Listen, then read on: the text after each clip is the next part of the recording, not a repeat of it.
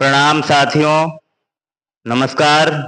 आज हम उन पुरुषों के बारे में चर्चा करेंगे जो मुक्त हो गए हैं और कैसा अनुभव करते हैं। तो जैसा कि हमारे आध्यात्मिक महापुरुषों ने कहा है, जिसकी मन और बुद्धि अपने शरीर के बारे में कुछ भी नहीं सोचती, वो मुक्त पुरुष कहलाता है। मेरा मन, बुद्धि, अहंकार और इंद्रियां मेरी नहीं है। मेरा शरीर और प्राण आदि मेरे नहीं है।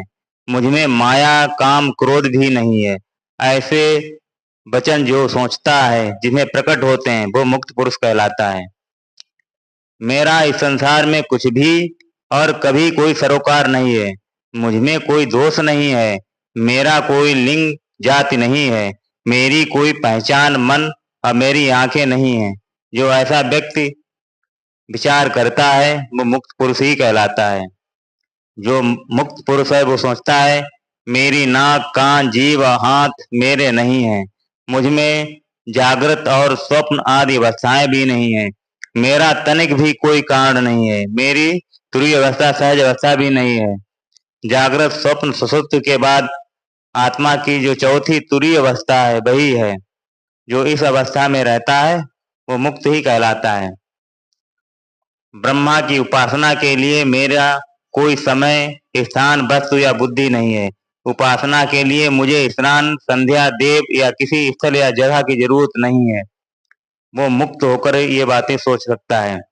मेरा कोई तीर्थ, किसी प्रकार की सेवा, कोई ज्ञान और कोई पद नहीं। मेरा कोई बंधन, जन्म, वाक्य या सूर्य से भी कोई सरोकार नहीं। जो ऐसा सोचता है, जो चेतना से जुड़ा है, उसे ऐसा ही महसूस होता है। वो मुक्त पुरुष ही होता है। मुझ में पाप, पुण्य और शुभ अशुभ कर्म भी नहीं। मेरा जीवन और आत्मा भी मेरी नहीं। मुझे तीनों लोकों में से कोई लेना देना नहीं। तो ये मुक्त ही पुरुष सोचेगा।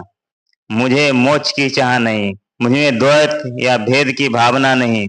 मुझे कोई ज्ञान नहीं, ना ही मुझे कोई विधि अनुष्ठान आता है। मैं दूर पास एकांत में भी नहीं हूँ। मेरी कोई पहचान नहीं।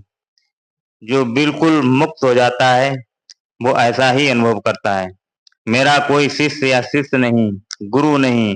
मैं कम या अधिक भी नहीं हूँ। ब्रह्मा, विष्णु, महेश, चंद्रमा से भी मेरा कोई मतलब नहीं। आप देखेंगे और अपने अंदर जो दृष्टा है, साक्षी भाव, वो बिल्कुल ऐसा ही अनुभव कर रहा होता है। उसमें ना कोई पाप पुण्य है, ना राग द्वेष है। वो सिर्फ दृष्टा ही रहता है। मेरा कोई गुरु शिष्य ही नहीं, वो ऐसा ही महसूस करता है।